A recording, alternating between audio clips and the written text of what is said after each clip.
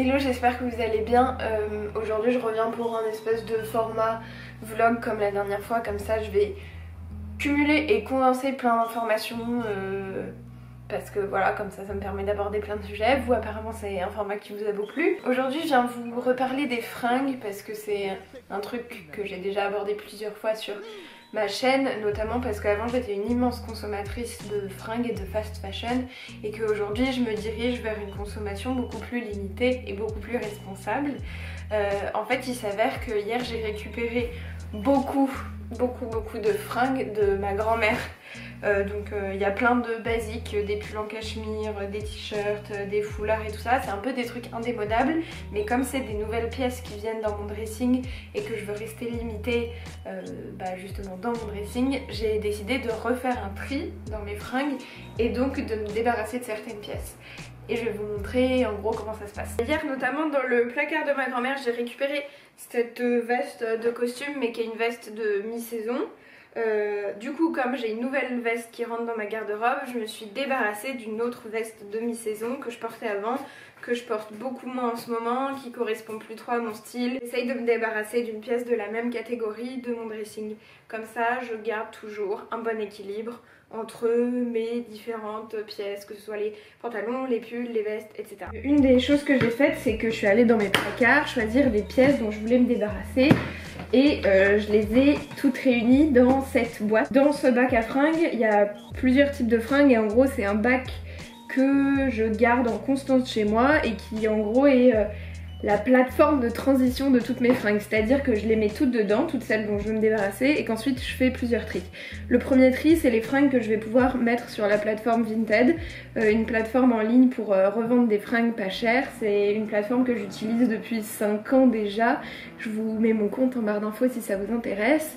Et en fait ça te permet voilà, de vendre des fringues très peu chères. La plateforme est ultra bien faite, ultra sécure, enfin vraiment c'est un truc que je vous recommande si vous voulez déjà acheter des vêtements de seconde main, puisque du coup vous récupérez des fringues déjà utilisées par d'autres filles, ou encore pour vous débarrasser de vos fringues si vous voulez les revendre parce que c'est des pièces qui de base vous ont coûté un peu de sous ou qui sont en super bonne qualité et que vous voulez pas directement donner à Emmaüs ou des choses comme ça. Si ça se vend en moins de 2 mois, tant mieux. Si ça se vend pas, je fais un deuxième tri.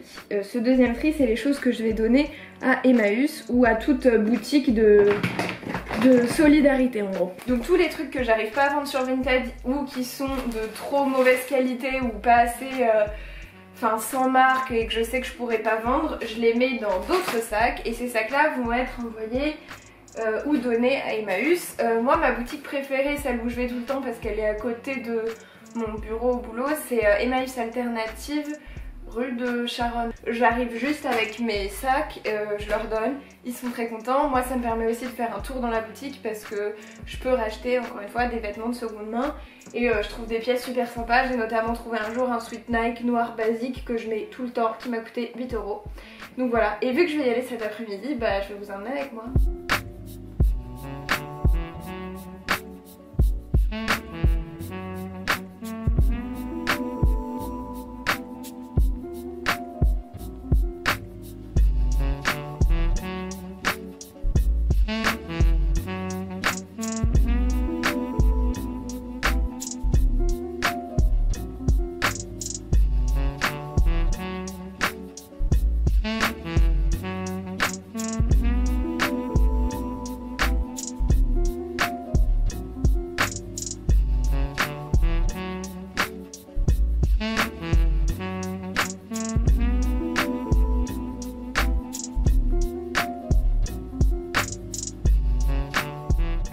Je suis partie une journée hier à Metz, je suis partie très tôt le matin et je suis rentrée vers 18 h et du coup j'ai fait une grande marche de 6 h dans la ville.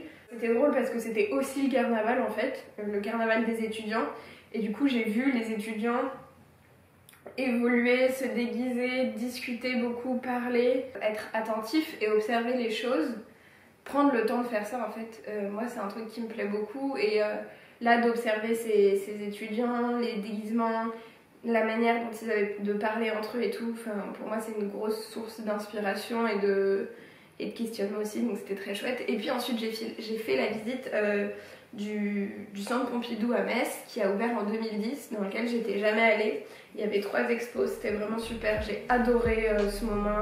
Ce que j'aime beaucoup dans les musées en fait c'est l'espace. L'espace est plus... L'espace est construit complètement différemment parce que là tu as de l'espace pour des œuvres d'art et pour beaucoup qui n'ont pas de sens en fait. Pour l'artiste il y en a un forcément, pour les admirateurs et connaisseurs de l'artiste il y en aura peut-être un. Pour des gens lambda aussi qui seront touchés, émerveillés par cette œuvre-là, bah, il y en aura un. Mais il y a aussi pas mal de gens qui peuvent passer à côté de ces choses-là parce qu'encore une fois, il faut faire un effort intellectuel et il faut comprendre les subtilités de l'art, de ces introspections des artistes et tout ça pour comprendre et pour parfois être touché. Et là encore, je me suis dit, c'est fou de laisser la place à tout ça. Ça m'a rassurée, ça m'a fait du bien de me dire que bah, en fait, la culture, on lui laissait une grande place en France et qu'on essayait au maximum d'éduquer les gens. Je trouve que la ville de Metz, c'est une ville qui est hyper accueillante et surtout hyper bien construite pour ce qui est de son tourisme, mais pas que aussi. J'ai eu l'impression qu'il y avait vraiment beaucoup de jeunes. Bah, peut-être que du coup, vu que c'était le carnaval, j'ai eu cette sensation-là, mais il y avait plein de jeunes. Et il y avait une vraie effervescence, il y avait des groupes de jeunes qui étaient dans le musée avec leurs professeurs toute l'après-midi. Et je sais pas, en fait, toutes ces synergies et ces énergies hier à Metz, ça m'a fait du bien.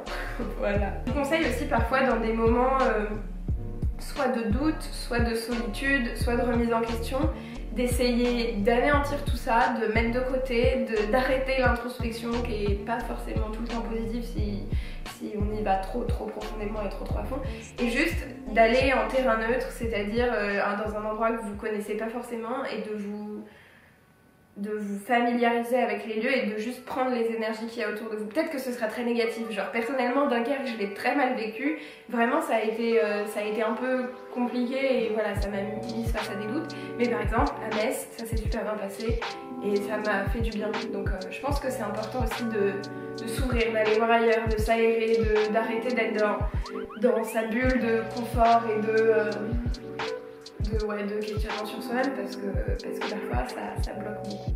Donc voilà. Hello, aujourd'hui on est un nouveau jour et j'avais envie de vous parler de plein de choses. Déjà, bonjour à tous les nouveaux ici, that's a lot.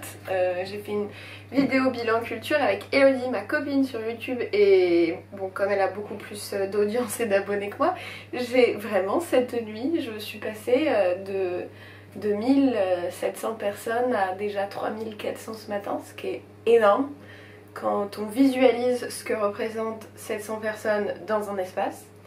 Donc voilà, bienvenue, bonjour, moi c'est Jeanne. Je fais des bilans culture tous les mois et je raconte aussi d'autres trucs sur mes expériences, enfin bref. Je m'amuse avec cette chaîne et j'essaye de faire du bien, de me faire du bien et de faire du bien et de communiquer des messages qui me tiennent à cœur. Tout ça pour vous dire que ce week-end je suis allée faire la marche pour le climat, qui était une marche organisée à travers toute la France pour dénoncer les pouvoirs publics qui prennent pas en compte les changements climatiques et la situation critique vers laquelle on va et dans laquelle on est déjà. Donc faire des rassemblements comme ça, moi c'est un truc qui me plaît beaucoup déjà parce que tu vois la force et la puissance des gens et la créativité des gens aussi à travers leurs panneaux et leurs messages, et parce que c'est beau en fait d'avoir des mouvements de rassemblement comme ça, d'êtres humains qui partagent des mêmes convictions et qui pourtant sont ni du même âge, ni de la même classe sociale, ni du même milieu, enfin bref, moi c'est des choses, des énergies qui m'inspirent beaucoup et qui me font beaucoup de bien. Donc si vous n'avez jamais fait l'expérience d'une manifestation, je vous conseille d'aller défendre vos valeurs en marchant dehors avec des gens, c'est vraiment une super activité.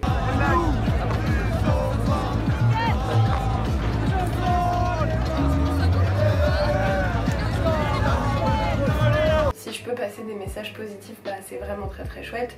Et du coup, je vous parle souvent de comment j'essaye d'aller vers un mode de vie plus minimaliste, mais peut-être que je vous parle pas assez de comment j'essaye de me rendre moins polluante pour la planète.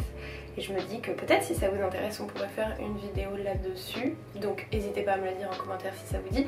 Sinon, j'hésiterai pas à vous mettre en barre d'infos les vidéos qui moi m'inspirent et qui sont très informatives à ce sujet et qui existent déjà par des gens qui sont très informés et qui savent très bien en parler. Sinon il est déjà midi, on est lundi matin, j'ai pas fait grand chose, ça commence à être un peu handicapant, il faut vraiment que j'arrive à avoir plus de rigueur dans mon travail et dans mes habitudes. Du coup je vais aller de ce pas m'habiller et travailler.